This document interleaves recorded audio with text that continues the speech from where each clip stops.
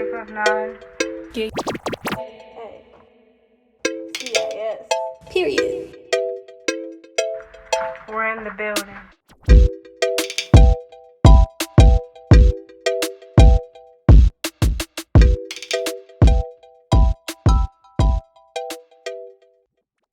Hello, I'm Arlie, and I'll be one of your hosts for today's podcast.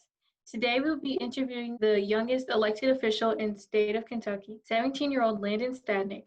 Landon ran unopposed for the office of Conservation District Supervisor in Scott County. This was the second time Landon ran for office, the first being when he was 15 years old.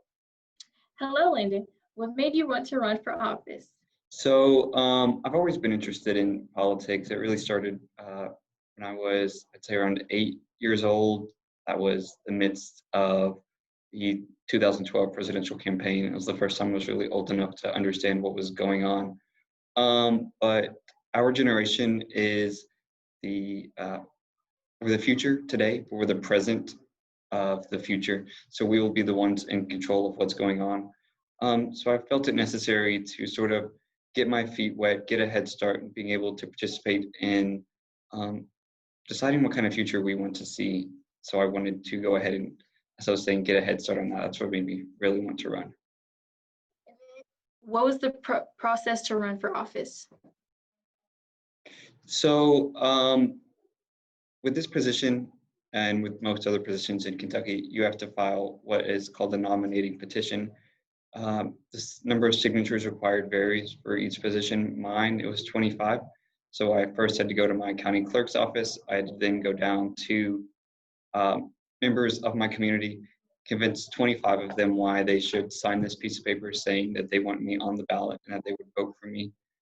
And then after I got all 25 of those, I submitted my papers to the county clerks. It was just like any other grassroots campaign would be. I went out, I campaigned to members of my neighborhood, surrounding neighborhoods, all of Scott County, which is where I'm from. It's just down the road from here. And really convinced them why they should elect me, given my inexperience and young age, how I could still be beneficial to them and the community. Hey, I'm Danny, and I'm in the 9th grade. If other young people want to do what you did, are there special classes or programs that they would need to take? So there's no special program or class that will teach you how to get elected to office. What there are ways to get engaged and become more knowledgeable on the subject. A lot of volunteering will teach you how to do that. A lot of civics-based programs and classes will teach you how to do that. I'm in a program, it's called the Y Club or the Student Y. I'm the president of our school's chapter of it. And it's a community service and civics-based club. So there's a lot of mock government, mock local, or Kentucky government and worldwide, the United Nations. They also do a lot of volunteering, which just teaches you how to interact with people, connect with them, and how to better your community, which ultimately is going to help you on the campaign trail. How does STEM fit into your position, or does it? This is a very science-based field. A lot of it's looking at the different layers of topsoil, all the way down to bedrock, seeing what kind of nutrients are in those soils, and how to prevent them from eroding away, and how to prevent soil and water degradation. We also have to know what sort of nutrients and minerals have to be in the soil in order to be beneficial, as well as in the water to be beneficial to the crops. Scott County, although it's the fastest growing county in Kentucky, is still a very rural county. We grow a lot to provide in order for ourselves and the communities around us, like Lexington. So it's a very science-based. In terms of math, they do a lot of with, again, agriculture, not just plants, but expanding onto livestock, seeing how what numbers we need in order to continue to provide successfully for our community and the ones that depend on us. Who are the people you'll be working with, and what are their fields of study? So I'm going to be working a lot with the other 6 supervisors on the board. They are a lot older than I am. They've got a lot more experience than I am, and they've spent a lot of their lives because many of them are incumbents in this field, soil and water conservation. Many of them are also small business owners. One of the former supervisors on the board, Robert Haley Conway, is now the Parks Commissioner for Kentucky. He was a farmer for his entire life, as well as a small business owner. So they really studied a lot of like agricultural management in some of the liberal arts in college to get their degrees. Who was your competition? So for the last election, which was 2018, I ran against some incumbents on the board. Unfortunately, I lost that election. In 2020, though, one of the candidates actually dropped out. So just when, because it's a board position and there's a provision in the Kentucky Revised Statutes that lays out how the elections go, if there's only the members required for the board, or if there's less than, everybody on the seat is elected automatically. So luckily for the 2020 election, I didn't face any opposition. It was equivalent to being unopposed. But most years, you'll see the incumbents running again, such as in 2018. Has being in politics changed your life, and if so, how? It definitely has. And I would say for the better. It's led me to interact with a lot of members of my community, see what kind of needs they have, and how me being in a position of power starting in January, I can help them in being able to better their life. What can we, the youth, do to help? So a lot of it just stems from getting involved. A lot of the young people have been seen as apathetic. My generation has been called an apathetic generation before. A lot of it is being involved in a way that people don't really expect of us, meaning volunteer in some non-traditional volunteer services. I know Scott County has a lot of area cleanups and park cleanups that are separate from volunteering at shelters for people who are currently out of a home or something like that. Getting involved with local government officials, like my position has the Junior Conservation Board. It doesn't have to be that. It can be something like City Council. It could be something like the state legislature. I was writing a bill with the Kentucky General Assembly in order to, this is completely off topic, but it's something that I believed in. So a lot of fighting for what you believe in, because our generation has ideas that will ultimately be beneficial to the community, the ecosystem, our community. So just, if you have an idea, pursue it. My name is Jacob, and I'm in the 7th grade. What exactly will be your duties? So this position focuses a lot on budget allocation and money allocation in order to help people prevent soil and water degradation. As I previously said, we spend about half of our yearly budget on that. It's usually a 50% share with people who are requesting the funds. The other 50% goes to community programs. I know there's a Junior Conservation Board, just programs, there's scholarships, programs like that in order to help the youth in our community. So Landon, do you intend to make a career of politics? I definitely do. Although politics is a tumultuous and oftentimes unpredictable career, it really is left up to the ballot box on election day. So although I intend to make a career out of politics, I definitely have a fallback plan that's going into law and practicing as an attorney. Okay, so how does it feel being the youngest elected official? It's definitely kind of surreal. When I found out, that's when it was most surreal. I've taken the time between then and January when I go into office to sort of get in the right mindset in order to be able to enact change. I know a lot of people are expecting me to fail, not be successful in this. And even when in 2018, when I was running, there was some opposition from my candidates about someone so young shouldn't be running, which I totally disagree with, but that's another topic.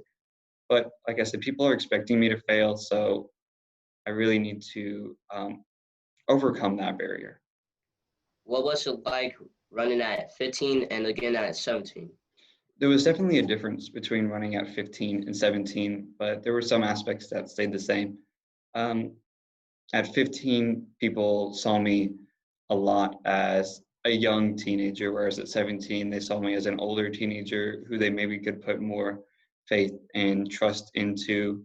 Although I felt I was qualified to serve on the position at both ages, more people saw that I was qualified at 17, which was one of the big differences.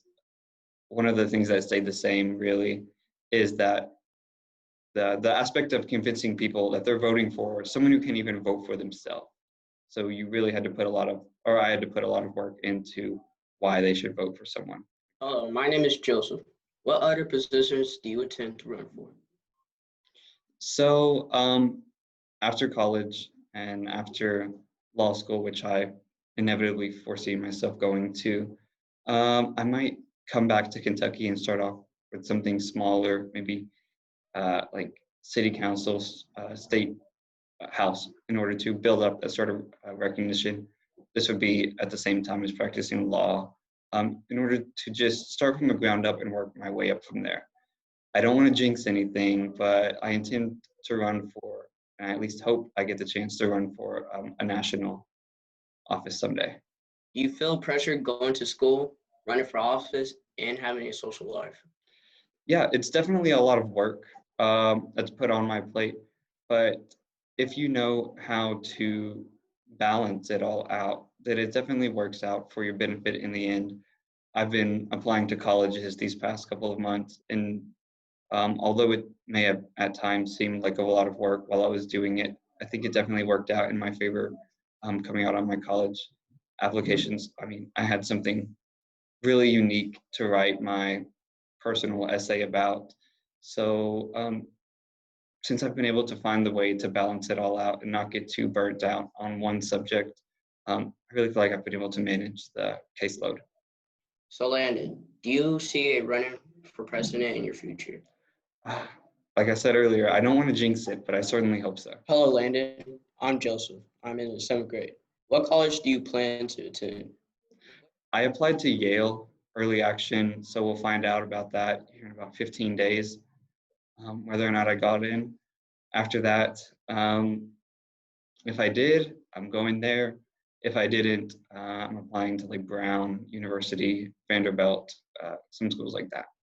What exactly will be your duties as far as soil conservation? The position, the official name is Soil and Water Conservation District Supervisor. So what the board of 7 people does is it works with local farmers in our community. Every county has one of these boards, but Scott County and some of the more rural counties work with the farmers who provide in that community, typically out of the city center, in order to prevent the minerals and the nutrients in both the soil and the water from being eroded away and just prevent general soil and water degradation. It also works in money allocation for livestock removal, junior programs, junior scholarships in order to, encourage people to go into the specific field, as there has been a lack of interest in it recently, and also works with money allocation big time. About 50% of the board's budget is allocated, or money is allocated in order to, or is allocated rather to individuals in order to help them whatever they need in order to survive. What do your parents do for a living? My dad is Vice President of Finance at Greater Kentucky Credit Union here in Lexington, and my mother's a stay-at-home mom. Landon, will you be working on climate changes issues? So this board in the past hasn't really worked on that much, although I certainly intend to bring it up at some of the future meetings, as it definitely is a problem that our county is going to face, and it's something that will need to be dealt with, because a lot of the current generation isn't going to have to deal with the long-term effects of it, whereas my generation and the generations to come will have to deal with whatever policies are or are not put into effect. How does community growth impact your job? It definitely does impact my position. A lot of these new developments are going to bring about more soil pollution, more water pollution. It's going to have a negative effect for the people who who are depending on that for agricultural purposes. Also, as the Lexington-Fayette metropolitan area grows into Georgetown, as is inevitably happening, there's a statutory requirement that there's a green space in between Lexington and Georgetown. But as we are encroaching on that green space, there definitely something needs to be done in order to prevent the two from just growing into one big land of gray in order to keep the green of what Kentucky is oftentimes famous for. So Landon, how is the growth impacting our ecosystem, air, and water quality? Our ecosystem is very self-sufficient in and of itself, meaning it can survive without human interference, and oftentimes it will thrive without human interference. On the adverse side of that, when there is human interference, there will often be a negative effect of that. So with the growth of these subdivisions and developments, it's going to interrupt and interfere with our ecosystem in a way that will prevent the sort of minerals and nutrients, as I've previously said, from coming into the ecosystem and being recycled within the ecosystem that are needed in order to keep it healthy and keep it alive. We thank you for tuning in this week. We talked to Landon Stadnick, the youngest elected official in Kentucky. Join us next week while we talk about a new subject. Follow us on Instagram at CIS Lexington. Bye.